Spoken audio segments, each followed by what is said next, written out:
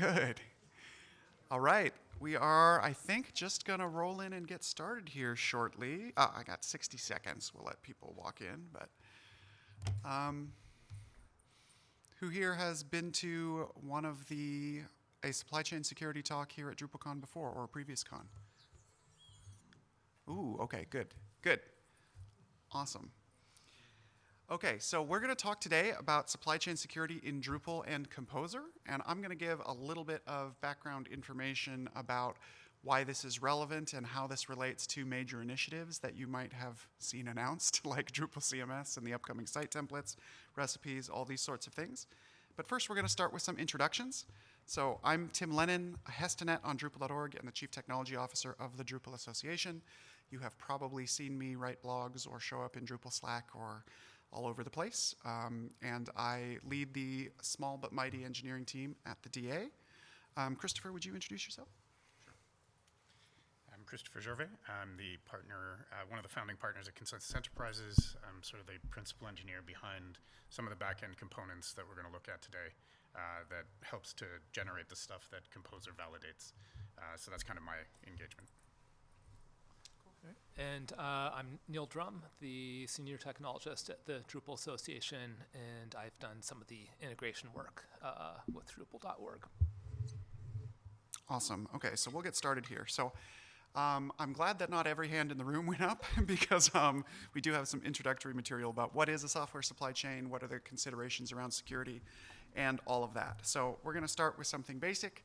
I think when you think supply chain or when you watch the news, you're talking about the sort of physical materials supply chain involved in anything, manufacturing, construction, all of this that goes from collection of raw materials, shipping and transport, warehousing, logistics, all of these sorts of things into a manufacturing process to produce final products, right? All of this kind of stuff in meat space is pretty easy to understand.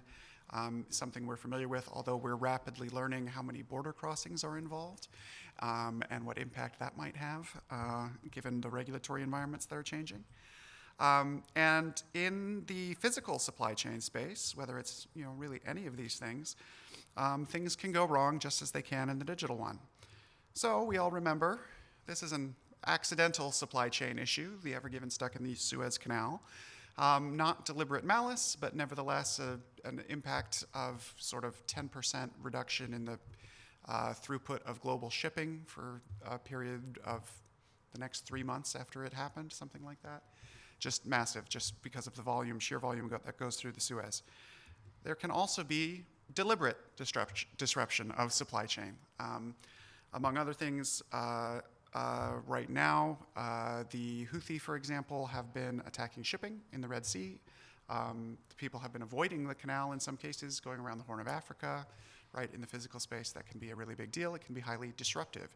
It may not be literally destructive, such as in this case, but it can be disruptive in terms of now we're routing around, right? All of these problems also apply in the digital space, of course, but they're often a lot less visible.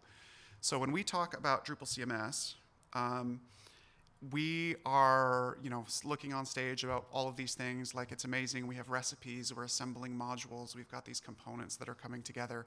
We know that Drupal has been using Composer for years now in the background. We're assembling all of these components, right? That is everything we saw before. It's the ships, it's the logistics, it's the containers, it's all of these different things in a digital form. That is often less visible. And before we start presenting to the world a marketplace of Drupal site templates or any other way of assembling these components together, we need to ensure that those things are safe and secure. Before Drupal starts auto-updating itself, right? We need to make sure that the supply chain is secure so that what's installed is actually the update you expect from Drupal.org and not a man-in-the-middle update that is opening a hole in your Drupal instance, especially since Drupal is used so often in regulated industries, in healthcare, and government, everywhere else, right?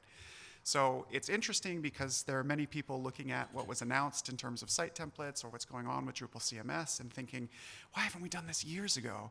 And the truth is there's a lot of foundational technology on the back end, on the supply side, the supply chain side, to make those initiatives even possible or safe in the environments in which Drupal is commonly used. So we'll keep going on the sort of technical definition, right? Software supply chain is the components, libraries, tools, everything used to publish a software artifact.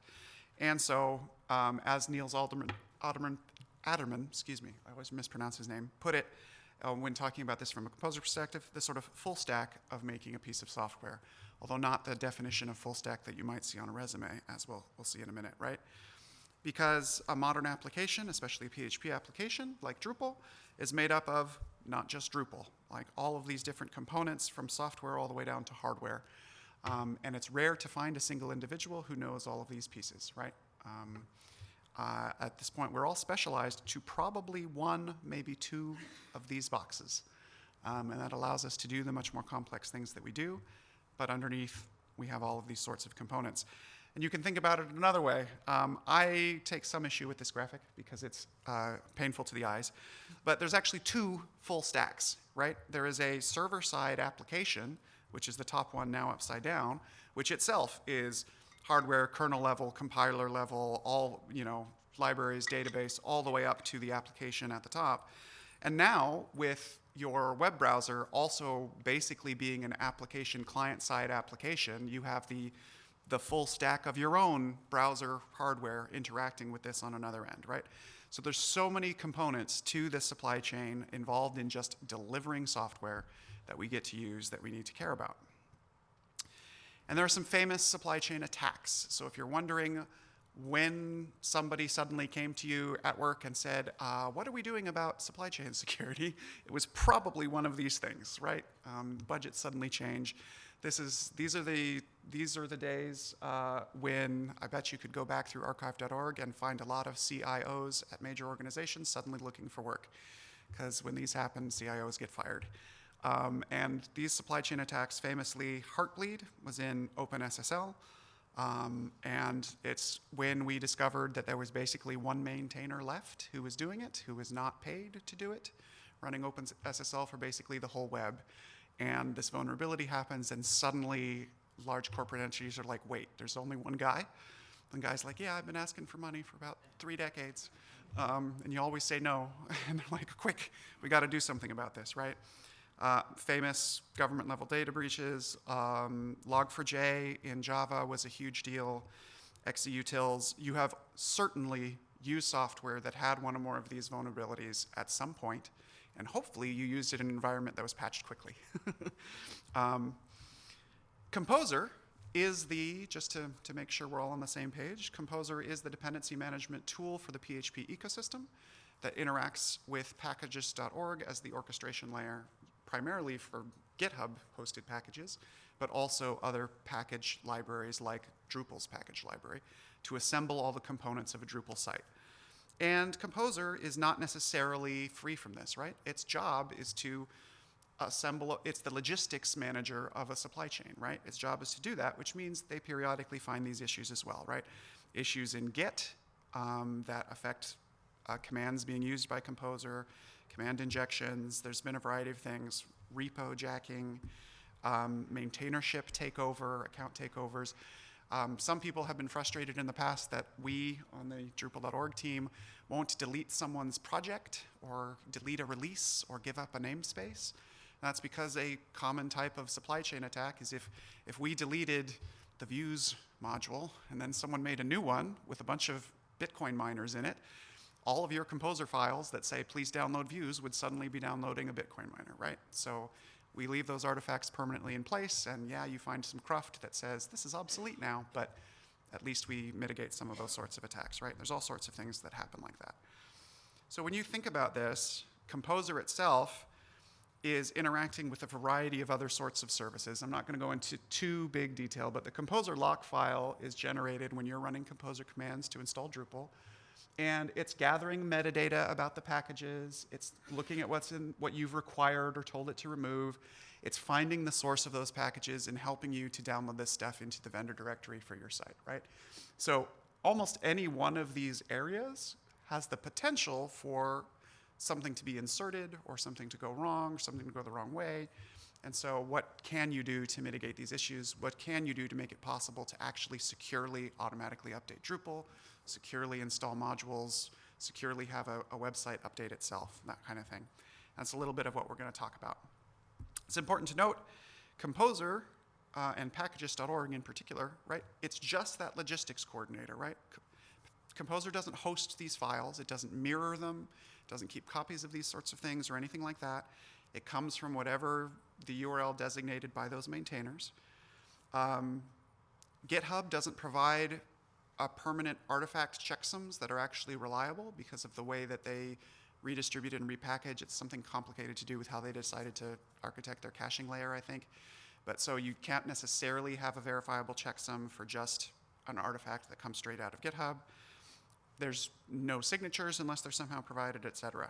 And that's good because it keeps Composer's domain of responsibilities relatively restricted. What its job is a small thing. But there are some consequences that mean that any of those things that you might want to do are not being provided for you. Composer has some tools. It has a Composer audit command, which will look at your code base. This is something you should maybe look at if you're managing Drupal sites or whatever. And it uses their own vulnerability database to check, hey, maybe you haven't run a Composer command in a while. Do you have anything currently installed that has known issues, right? It can give you a sort of summary of what's going on. So just something that's helpful. Something that some people do is like try and commit all their vendor stuff, run private packages, or do their own Composer things, all these kinds of stuff. Conflict issue stuff, things that could happen on social engineering levels with employees. This is things that nils of Composer and packages don't necessarily recommend. We won't talk about very much at the moment. But be aware that you should follow certain best practices about this management so that you don't wind up on sort of, what's the word I'm looking for, isolated on an island where you've locked yourself into a particular version of something and are no longer in the stream of incoming updates. So with that, we're going to talk about the updates initiative. I'm going to hand it over to Neil.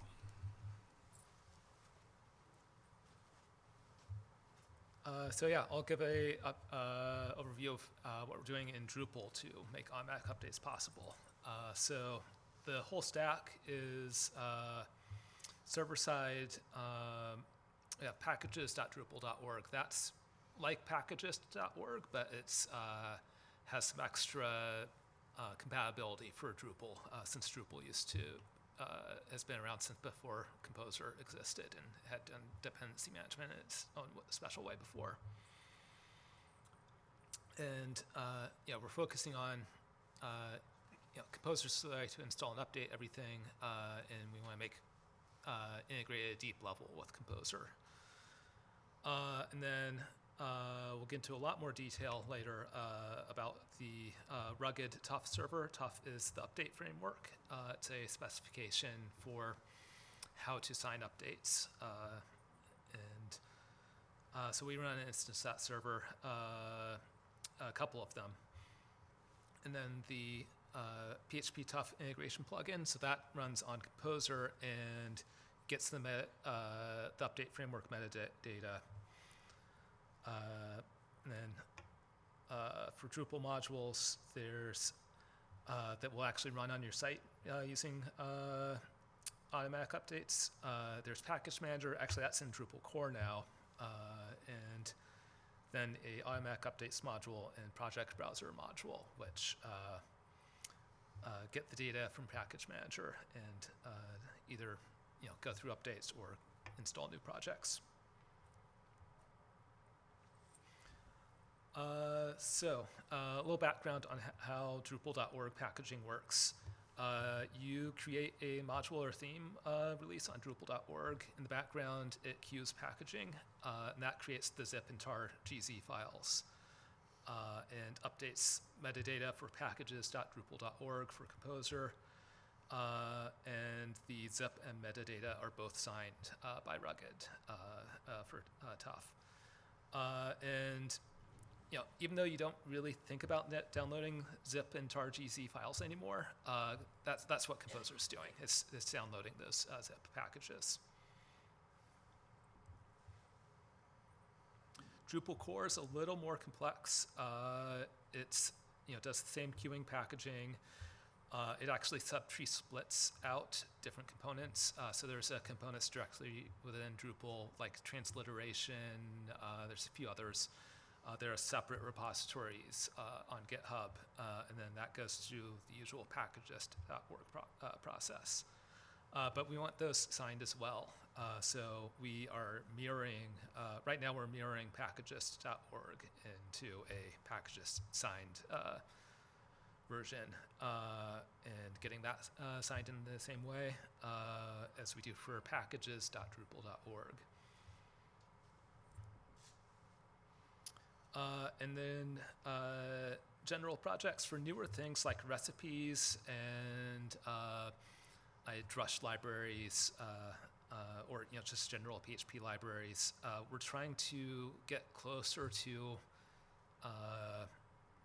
the default of what Composer and Packagist want to do, because those, we don't have as much history that we need to preserve our Drupalisms for. So there are general projects on Drupal.org, and those actually have the repository, regular Git repository on git.drupalcode.org, but we send the metadata to packagist.org, and then the rest is same as with core. Mirrored and signed. And we'll get into how tough and rugged actually work. All right, so I'm going to get a little more detailed about some of this stuff. We're going to start by looking at public key cryptography, digital signatures, and hash functions. So these are the fundamental tools that we use for all of this stuff. And we're going to try to cover in about 7 minutes. So let's see how well we do that. It's going to be very basic, okay? Fundamentally, it all comes down to asymmetry, okay? Now, asymmetry is a concept that's a little hard to grok sometimes, but essentially a real-world example that is a good illustration of this is when you have, say you're trying to send me mail, right? The only thing you need to send me mail is my address. It's a public piece of information that you can use to send to me. For me to retrieve that mail, the thing I need is the key to my mailbox. That's something that's private. It's only on my keychain. No one else has access to it. That's how you can be sure that when you send it to my address, I'm the only person that's going to get it, right? Now, the important part of this asymmetry is that this doesn't work in reverse. Me having my private key doesn't help me send you mail, for example, right? So fundamentally what this comes down to is this idea of key pairs, right? We're all probably familiar with these, but at a very fundamental level, what it comes down to is that you have very complex math that I do not understand and I do not pretend to. Basically, you run some commands and you can generate a key pair. A key pair is simply two files that have a special relationship between them, okay? Whenever you encrypt something using one of those keys, you can only ever decrypt it with the other key that was generated at the same time. You can't use the key that you encrypted it with to decrypt it, right? Now, what is interesting about this is that that is transitory. If you encrypt it with one key, it doesn't matter which key it is that you use to encrypt it, you can decrypt it with the other one. So the way that sort of securing a message goes generally is that you're going to take, coming back to the example that we had, you're going to use my public key that's published somewhere, right? And you're going to use that to encrypt the message, and then you're going to send it to me. And then my private key that I've held on to and made sure nobody else has access to is what I'm going to use to decrypt it, and then I'll be able to read your message, right? Now, this is only relevant when the message is secret, which is not really the case here, but it's a good basis to understand how this works. I mentioned how we can do this sort of in reverse. So the idea in this case is if you don't care about the message being secret, you can send me the message along with an encrypted version of the message that's encrypted with your private key, okay? When I get it, I can then decrypt it with your public key, and that way I can know that the message, if the two match, I can know that the message you sent me came from you, right? Now we're getting closer to what the whole tough part comes down to. What we really want to do, the reason for all of this stuff, is that we want to make sure that we can verify the packages that are being downloaded, that they haven't been hacked along the way. So the final piece that we use for this, because we're not going to be signing these enormous files, is we use hash functions. So hash functions are basically what are referred to as a one-way function. So you take the zip file that you have and you pass it through a hash function, you come out with a string that's relatively unique, okay? And it's always going to come out with the same string, that same hash.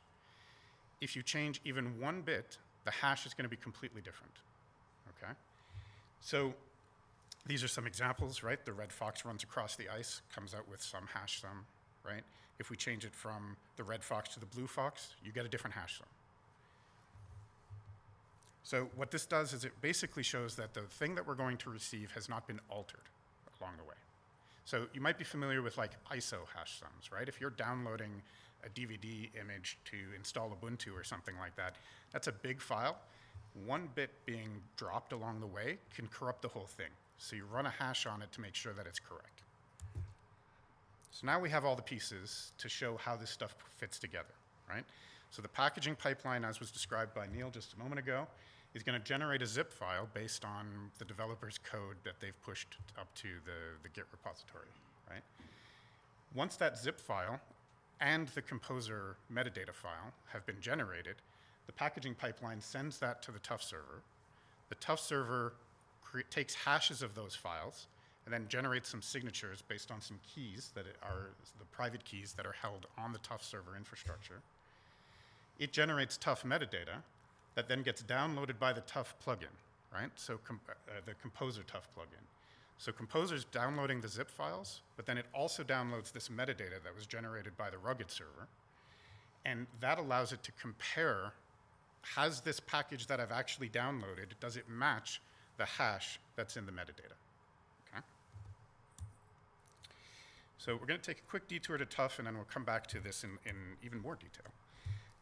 So Tuf is the update framework. This comes out of academia and decades of analysis and research into different types of security vulnerabilities, especially in this case, ones related to software updates. And so there were a set of principles that came out of all of this research, and they come down to these 5.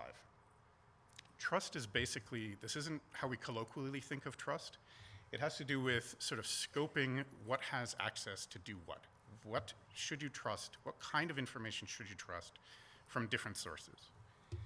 The compromise resilience comes down to using different keys for each of those roles, is how we define that sort of compartmentalization, using separate keys so that even if somebody were to compromise one of those keys, the damage they can do is relatively minimal. The integrity of the downloads is what I've been describing up to this point, and that's kind of the core component of all of this.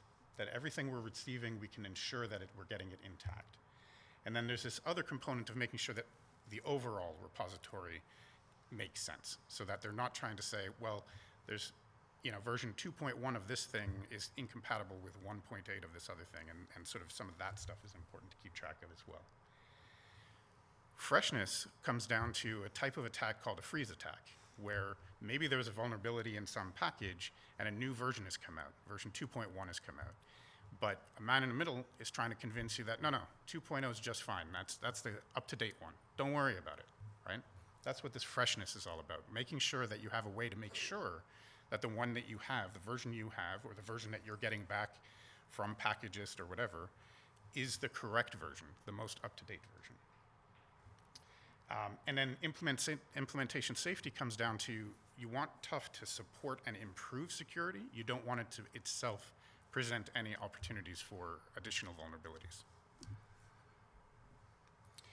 So I mentioned earlier Tuf metadata. Tuf metadata is basically information about the packages and about the other metadata that's being used. So this is a bit tough to, I know I found it really tough to wrap my head around, so bear with me. There's kind of 2 sets. There's the 3 at the bottom and then the one at the top are kind of distinct from one another. The root metadata is the one that's what's referred to as the root of trust in the chain of trust. So what that one does is, all it does is specify, these are the keys that are valid for these roles, right? So that part of compartmentalization, that's what the root metadata is for, okay? The timestamp metadata is for the freshness piece. So that gets regenerated every few minutes. And it has a very short expiry time. So you'll know if when you're querying the Tough repository, not you directly, the Composer plugin, whether the data you're getting is up to date, right? And if not, it'll flag it that there's something wrong, stop, right? The snapshot metadata is basically saying these are the files that you can trust to go look within to find the hashes that you need to verify your packages. Now, targets metadata is where those actual hashes live. Now, in a very small repository, you can just have one of these files, but it also supports all kinds of delegation, where it can say, any file that starts with A, look in this other targets metadata file. Anything that's B, look in this other one. In fact, there's some more sophisticated functionality called hashed bins, where we just allow it to be distributed across lots of different files. And so that's what we do on Drupal.org. I think we have about 1,000 files is how we end up splitting that up. And that just makes it a little faster when you're actually doing the downloads. You don't have to download it for 50,000 packages, right? You're just downloading it for an average of 50 per bin.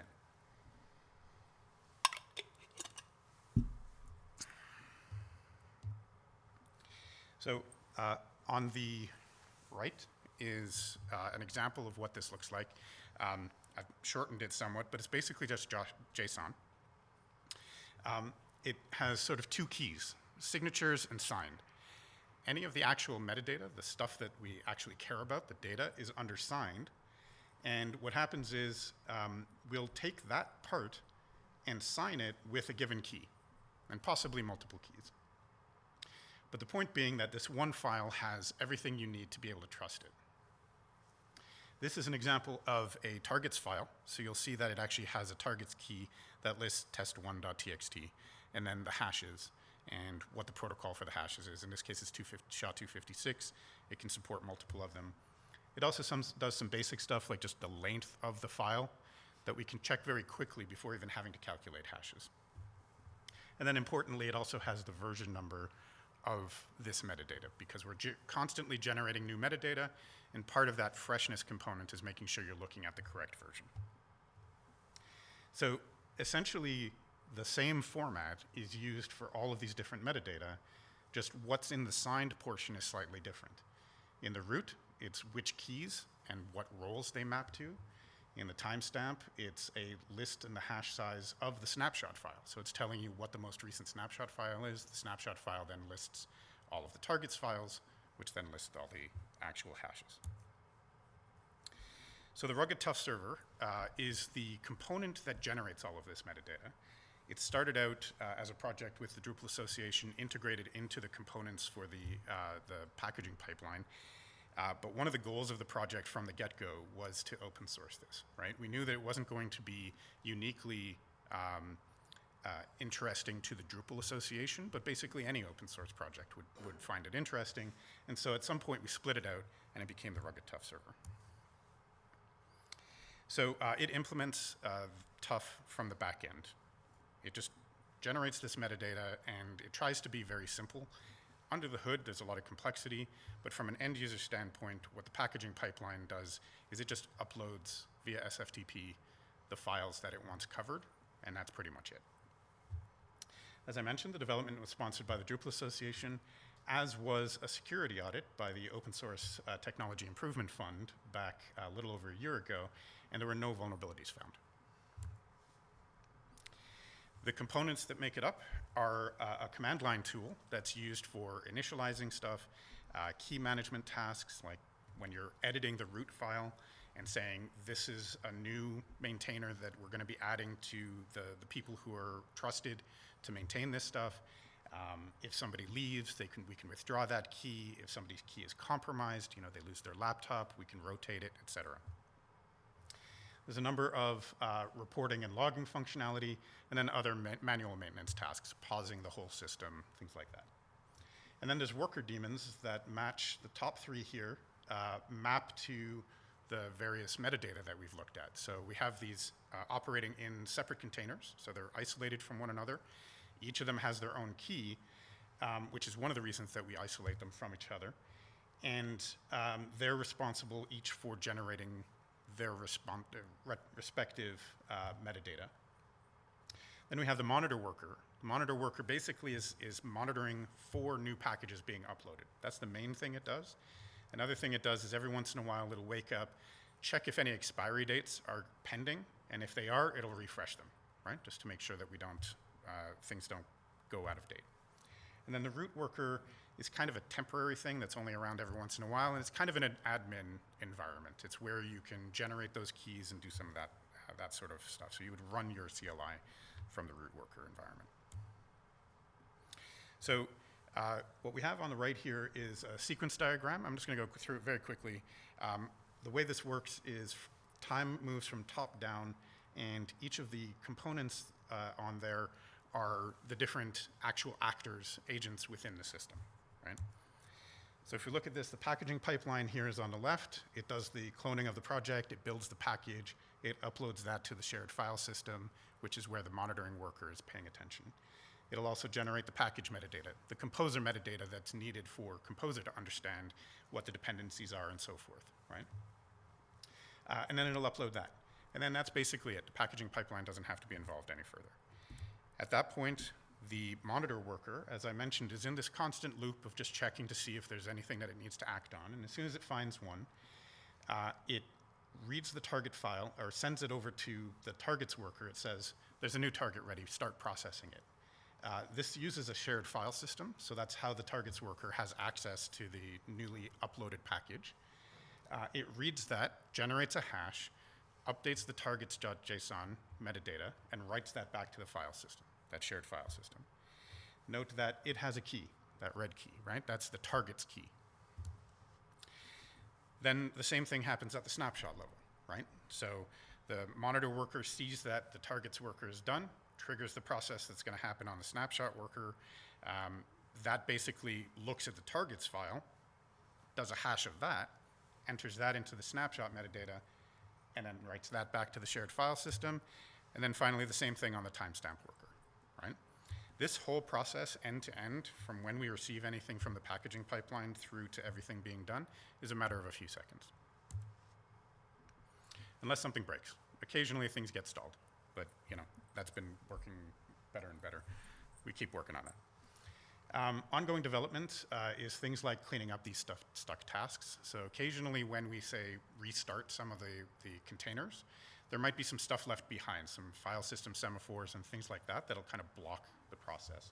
So we've been working on cleaning that up, backporting some improvements that the DA have made in their deployment of Rugged. We've been doing some stuff to make sure that people don't shoot themselves in the foot when it comes to, say, the key management components, right? So some of what's happening with the keys is that you'll have a set of root keys, and you might need, let's say, 2 out of 3 to sign something for that to be considered valid. When you're rotating those keys, things get a little complicated because you can't remove 2, you'll only have 1 left, and that's not going to be enough to be able to assign the metadata and for it to be considered valid. So we've added in some components here to make sure that you're only removing enough that you can continue to do the work that you're trying to do without getting yourself stuck, essentially. That refresh expiry task, that's just something that needs a little bit more work. We've been refining the release process. We've been upgrading the base image and versions of Python and other libraries. This is a very complex system that relies on file systems working between different Docker containers, which can just be flaky in CI. So we're working on figuring out ways to fix that in tests. Right now, the way we do it is that if it fails the first time, we just try again, which kind of sucks and it takes a long time, but you know, it works. And then we're covering more edge cases. Every time we see that something breaks down in production, we've been really strict about making sure we get some tests around it to make sure that it doesn't happen again. And then from a documentation standpoint, we've been documenting the config and architecture better, but one of the things we have is what are called runbooks. So this part where we're doing the key management in particular has to be done in a very strict manner. Much of it is on video with, I don't know if you've ever seen a key signing ceremony, but a lot of it comes down to like having showing an image of the key fob that you're going to be using and the serial number, and that it's in a package that hasn't been opened, and you check that the little tape hasn't been cut, and then you cut it, and, you know, all this kind of stuff. You do that on video as a way of proving that it was indeed, for example, Neil or somebody who's generating this in reality, because those root keys, especially the initial ones, are the thing that all of you are trusting to be the foundation of all of this security, okay? And the way that you get it is that it actually gets built into, well, or downloaded initially from when you install the Composer plugin, right? And then that's the root of trust from everything from that point forward. And we can update it from there, but that initial one has to be super secure, and you have to trust it. And that's why we have some of these rather complex but very detailed runbooks that are basically a program for human beings, right? So step 1, do this, step 2, do this in a very detailed manner. This is an open source project. The Drupal Association has been great funding it for the last couple years that we've been developing it. They've been very generous and continuing to do so, but we want to be able to make sure that this is something that's sustainable in the long term, and we don't want to be a drain on the Drupal Association. So we are looking for grants and corporate sponsorship, and we're looking at bringing this beyond Drupal. So after an earlier version of presenting this, a session that was similar to this in Barcelona, I had an opportunity to speak to one of the founders of Packagist, and so we're talking with them about what would be required to get this running for them. Because bear in mind, you know, Drupal supports about 50,000 packages. Packagist has about 500,000 packages. So there's a scalability issue that comes along with that. And we're also looking at ways to potentially offer this as a hosted service, right? For smaller package repositories, any package out there, any program out there that is open source that wants to have sort of a modular component to it, this would be something that would support that. And then we've been engaging with the community. We've been going to the monthly meetings on a regular basis, engaging with the people who actually developed Tough from the beginning.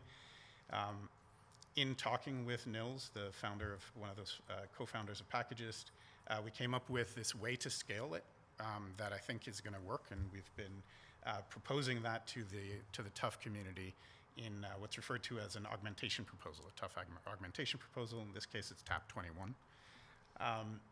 We've registered with the GitLab open source program. We've applied for status as a digital public good, which just means that we're sort of supporting the UN sustainability goals, but sort of makes it easier for organizations to justify donating for it. And then we found this other interesting use case for this. Turns out that Tough doesn't really care if the thing that you're signing is software. It's just a blob as far as it's concerned. And so it turns out that there's this other thing called the archive framework that's being used, among others, by the Washington, D.C. to publish their bylaws, right? And making sure that you have access to the most up-to-date bylaws. So it's another interesting use case that we're considering with some of this stuff. And with that, I'll pass it back to Neil for some of the client side. Yeah, so we'll go through the client side real quick since we've mostly been working on the server side and hosting side, and some of the people who, Ted Bowman and Fina Proxima, they built the client side. Yeah, the Acquia Drupal Association, we sponsored the development of the client side to actually verify all of this as part of Composer. So a generic PHP library to do this, the validation, and then a Composer plugin. So it overrides instead of Composer downloading it the way Composer does, it does the verification with Tough first. So when you saw like the length in the server-side metadata, it only downloads that many bytes and then it stops. Let's see. And so yeah, current status, everything is in production, and it kind of needs testing to have wider deployment. Drupal CMS isn't actually using the package signing part yet because it does need more testing. So there's a issue to get started on testing, and we know there's some client issues. As far as I know, everything's okay server side, And then Package Manager is in Drupal core now, I believe. It's an alpha. It's an alpha. Okay, so yeah, they're looking to, get Package Manager from alpha quality to beta and higher. And join the auto updates channel in Drupal Slack. There's weekly meetings. And I think we have a couple minutes for questions. We might not have that much time. Yeah, we have about 10 minutes officially. Cool. So, yes? So I'm really not trying to minimize what you've done here. Yeah. All of this with package signing and all that is great, but is there anything that is providing a backstop from malicious packages coming in? So say I require PHP XYZ in my package and PHP XYZ gets hacked. Is there anything we're doing in this to be a firewall from that? That's a really good question. So I'm going to repeat the question for the recording's sake.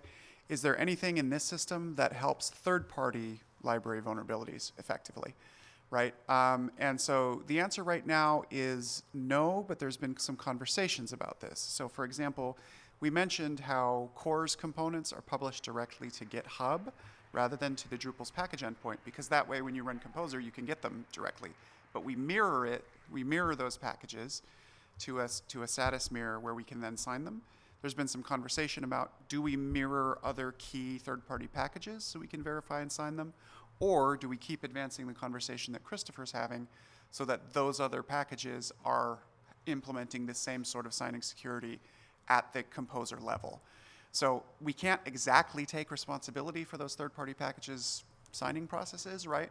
But we're attempting to pursue something like that. At the moment, that's not implemented and not on the sort of near-term roadmap. We're promising the Drupal packages. So, question? There's actually, just to add to that. Thank you.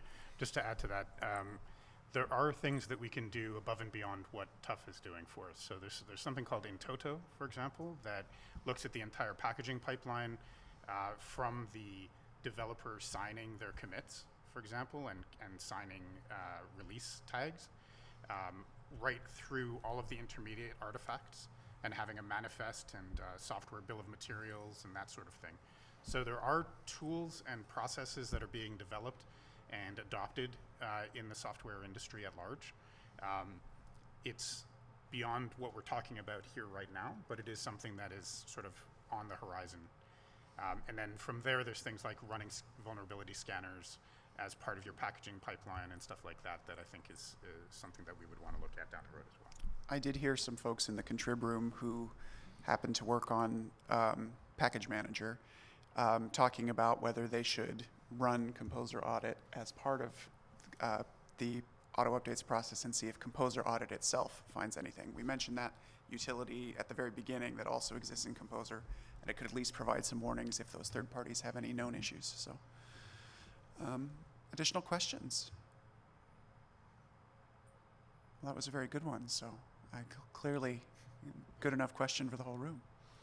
Well, thank you very much for your time, everyone. We know this is kind of a heavy, complex sort of topic, but I think really critically important for Drupal, for the security of our sites in general, and hopefully useful to you, again, outside of just the Drupal context. So I'd encourage you to talk to Christopher or contact Consensus if you have, if you're running private packages repositories in a corporate context or anything like that. Like there may be some things that you can talk about. So thanks very much, everyone.